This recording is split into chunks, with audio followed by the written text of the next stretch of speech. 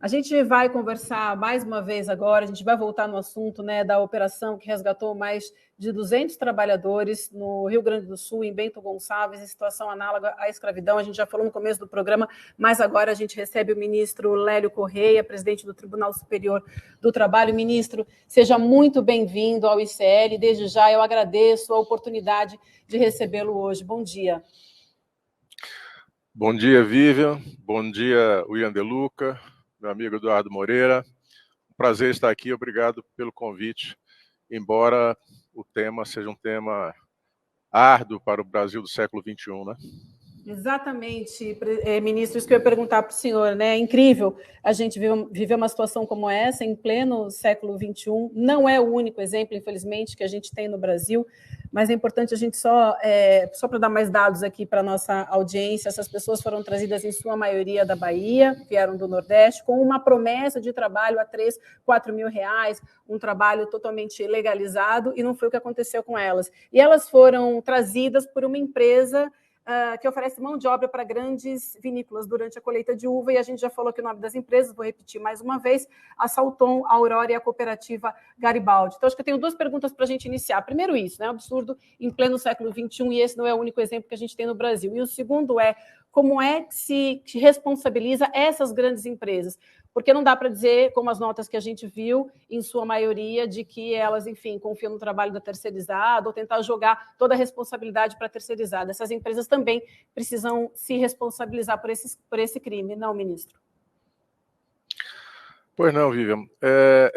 De fato, o trabalho escravo, como você disse, é um fenômeno, infelizmente, ainda bastante comum no nosso país. Desde 1995, a fiscalização do trabalho já resgatou mais de 60 mil trabalhadoras e trabalhadores em condição análoga de escravo.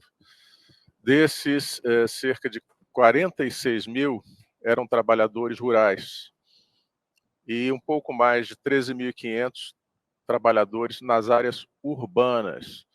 Como todos sabem, temos sim trabalho escravo em São Paulo, no Rio de Janeiro, em Minas Gerais, em zonas urbanas. Não é um fenômeno exclusivo das áreas rurais, mas ele é mais comum nessas zonas rurais. E, obviamente, que a terceirização não exime o beneficiário final, o tomador do serviço, da responsabilidade pelas condições de trabalho a que submetidos esses trabalhadores, né? Normalmente trabalhadores de origem muito humilde, com baixo acesso à escolaridade, a condições de habitação e a alternativas de emprego e renda nas suas próprias origens, que se vêem, então, se tornam presas fáceis de aliciadores que exploram de forma absurda o seu trabalho em condições absolutamente contrárias à dignidade humana. Edu. Olá, ministro, bom dia. Agradeço a presença do senhor aqui no programa. E comentava aqui antes, né, sobre um filme que até o senhor me recomendou, que é aquele Pureza, que é um filme muito interessante porque mostra o quão grave, né, o quão assim, destruidora é essa condição a qual esses trabalhadores e trabalhadoras são submetidos. Porque muita gente acha que quando a gente está falando de trabalho análogo à escravidão, a gente está... não, só porque o cara trabalha mais um pouco, só porque a cama está meio suja, né? Só porque o quarto é meio pequeno, só porque a comida não é a mesma que você come. Não, assim, é inacreditável. São pessoas que são cerceadas da liberdade, forçadas a trabalhar e que, em muitos casos, não ficam com absolutamente nada do resultado do seu trabalho. Nada, né? E não podem sair. Quando saem, chegam... o filme mostra, e o filme é baseado em fatos reais, pessoas que tomam tiro, né, quando querem sair. Então, a gente está falando de pessoas que são escravizadas mesmo. Não é uma metáfora, não é uma alegoria. A gente está falando de trabalho escravo de verdade. A gente leu aqui hoje, que foi até enviado pela nossa audiência, né, pelo Pedro Pontual, né, que também participa, às vezes, aqui do programa, um dos artigos da Constituição que diz que em situações onde você encontra um trabalho escravo ou análogo à escravidão em propriedades, sejam elas rurais ou urbanas, isso pode resultar na expropriação, né, da propriedade. A pergunta é: que tipo de punição seria severo o suficiente para assustar essas pessoas? E quando eu vi hoje que a pena, se o cara for condenado, é de 2 a 8 anos, eu achei isso tão leve para a maldade que essas pessoas sofrem, sabe?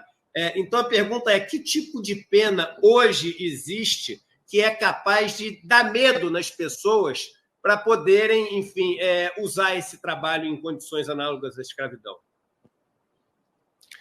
Eduardo, você fez alusão aí ao artigo 243 da Constituição, que é considerado um avanço inédito no mundo para o combate ao trabalho escravo, impor a pena da perda da propriedade onde se encontre a exploração do trabalho escravo, assim como se faz com as propriedades onde há plantação de substâncias, exploração de substâncias psicotrópicas. Acontece que esse dispositivo não foi regulamentado. Ele carece de uma lei que regulamente a sua aplicação e, por isso, até o momento, ele não tem uma repercussão eficaz, vamos dizer assim, no combate ao trabalho escravo. Mas nós temos outras medidas legais que precisam ser adotadas, impondo sanções a essas pessoas que exploram o trabalho escravo. Afinal de contas, essa situação ela é extremamente alimentada pela expectativa da impunidade, né?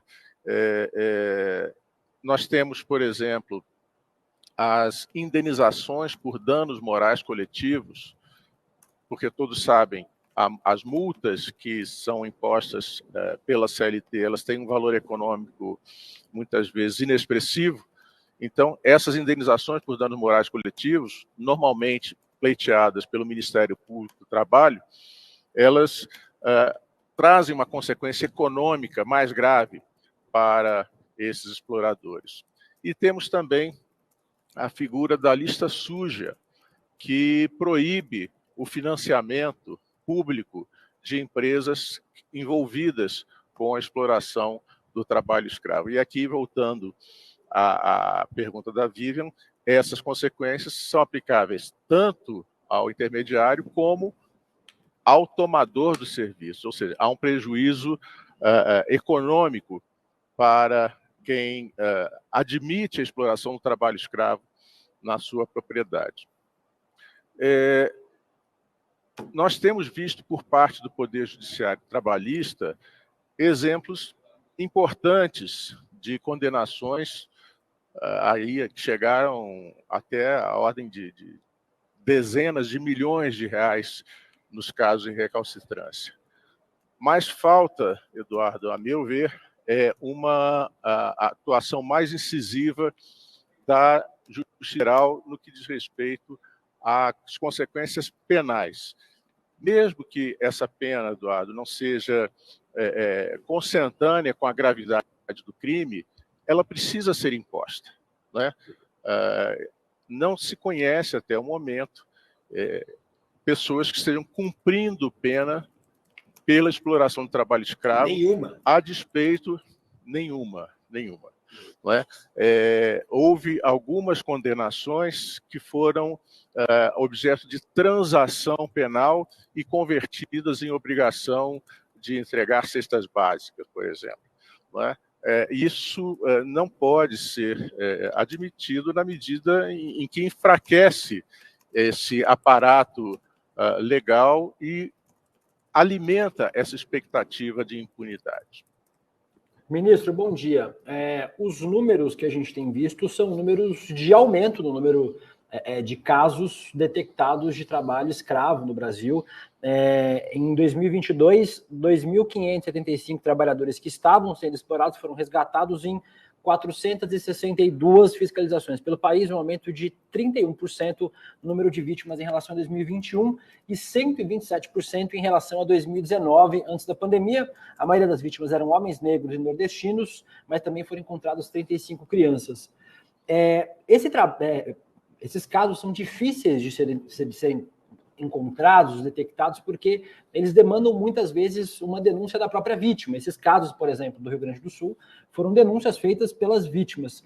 Eu queria que o senhor falasse um pouquinho das dificuldades de detectar esse tipo de caso. Essas vistorias feitas pelos auditores, elas são feitas como? E as pessoas podem denunciar casos suspeitos através de que canais, ministro? Pois não, William. Um grande problema que tem sido enfrentado no combate ao trabalho escravo é a drenagem dos recursos da Inspeção do Trabalho, que há muitos anos vem sendo esvaziada, inclusive com a falta de pessoal para essa finalidade. Nós temos hoje mais de 40% dos cargos de auditor do trabalho no Brasil vagos. Isso significa quase 1.600 cargos não preenchidos, porque não foram realizados concursos públicos para suprir aqueles que vieram a se aposentar ou deixaram a fiscalização do trabalho por qualquer motivo, né? Então, reforçar o aparato de fiscalização do trabalho é fundamental. Por outro lado, nós temos percebido em vários casos que pessoas comuns, vizinhos, trabalhadores, sindicatos, têm se mostrado mais a essas situações de trabalho escravo. Nós vimos recentemente situações de pessoas escravizadas no ambiente doméstico, né? E essas denúncias normalmente partem dos próprios vizinhos que percebem que ali naquela casa tem uma pessoa trabalhando e que não pode sair, não pode ir ao mercado, tem que estar sempre acompanhada, né? E essas denúncias têm ajudado muito na identificação desses casos. Elas podem ser direcionadas aos órgãos do Ministério do Trabalho, à Superintendência Regional do Trabalho da localidade, podem ser encaminhadas diretamente ao Ministério Público do Trabalho ou à Justiça do Trabalho. E esses órgãos darão o segmento devido para deflagrar a operação de identificação e, posteriormente, responsabilização de quem tem direito. E, claro, os sindicatos também têm tido uma atuação importante, assim como órgãos da sociedade civil, né? Nós temos Comissão Nacional de Erradicação do Trabalho Escravo e a Comissão Pastoral da Terra, que na zona rural tem tido um trabalho muito importante no recebimento dessas denúncias e encaminhamento às autoridades competentes. Eu até acho que nessa questão, enfim, eu sou meio radical nesse assunto, em vários, né? Aliás, tem sido chamado muito de radical aí, mas eu acho que um país que vive o que a gente vive precisa de medidas radicais. Eu acho que, por exemplo, a gente deveria extinguir essa profissão de empregada doméstica que dorme, né? Eu acho um absurdo, em 2023, as casas enfim, da alta classe terem um depósito de gente, porque é um depósito normalmente, onde o funcionário fica ali de sábado a sábado, ele tem que botar o café da manhã e tem que tirar o jantar. E o argumento normalmente é: mas ele passa a tarde ali sem fazer quase nada. Mas tá à tarde, está o dia inteiro à disposição. Que o cara chegue lá e chame durante a tarde e a pessoa saiu porque a tarde não faz nada, e ela vai ver as consequências disso. Não pode ter.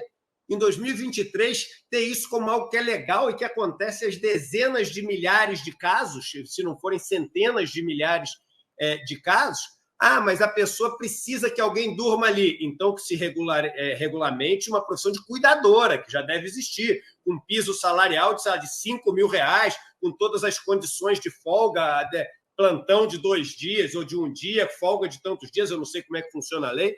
Então, eu acho que hoje isso seria já uma coisa a fazer. Mas eu quero trazer para um outro tema, que a gente começou falando, que é essa questão da terceirização.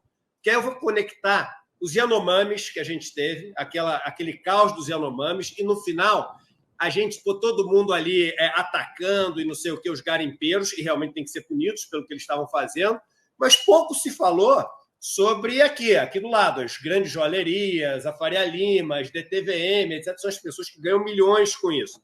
Na indústria têxtil, a gente vê a mesma coisa. Várias pessoas, crianças, pessoas em trabalho no Brasil e em outros lugares do mundo, e as lojas ganhando bilhões e sempre ali olhando as pequenas empresas na Índia, aqui no Brasil, no interior de Minas, etc. Nesse caso, novamente, já está tudo em cima do tal do Santana lá, que obviamente tem que ser punido com todo rigor, mas as empresas falando, a gente não sabia e etc. O que dá para fazer para essas empresas, que são quem ganham assim, milhões e às vezes bilhões com isso, né, elas serem obrigadas a verificar toda essa cadeia e se estourar o caso de algo que beneficiava ela tem que pagar porque ela se beneficiou do trabalho escravo, então ela teve que pagar, ou entrar numa lista suja que é pública, não sei. O que dá para fazer para pegar o peixe grande ao invés da gente ficar sempre pegando o peixe pequeno?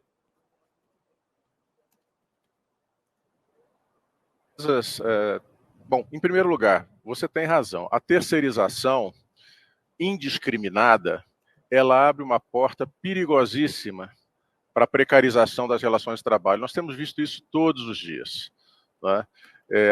Nós tínhamos no Tribunal Superior do Trabalho uma jurisprudência no sentido de que a atividade fim da empresa não podia ser terceirizada.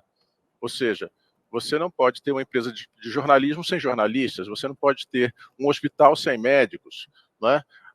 Você não pode ter uma vinícola sem os trabalhadores que vão cuidar do plantio e colheita.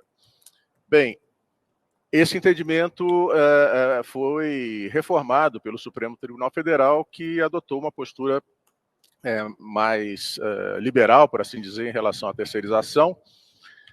E isso nos trouxe muita preocupação, porque nós percebemos que o trabalho escravo, por exemplo, em mais de 90% dos casos, está associado a um processo de terceirização. Justamente por essa ideia de que, ao terceirizar, o beneficiário do serviço está se eximindo de toda e qualquer responsabilidade pelos encargos sociais, pelo pagamento dos trabalhadores e pelas condições em que eles prestam serviço. Mas isso é absolutamente equivocado. E aí a própria jurisprudência do Supremo diz que, em caso de fraude, incide a responsabilidade do tomador do serviço. Então, eles são plenamente passíveis de responsabilização nessas situações. E há um outro aspecto. Na esfera internacional, a União Europeia já está em estágio bastante avançado para a adoção de uma diretiva que consagra o dever da devida diligência. O que significa isso? Que qualquer empresa que tenha relações comerciais com a União Europeia é responsável por toda a cadeia produtiva daquele produto que chega ao mercado consumidor europeu. Ou seja, quem não se ajustar a essa regra da responsabilidade integral pelos trabalhadores envolvidos no processo produtivo, vai ter dificuldades, vai encontrar barreiras para a colocação do seu produto no mercado internacional. E isso se estende a todo o setor, é importante nós lembrarmos disso, né?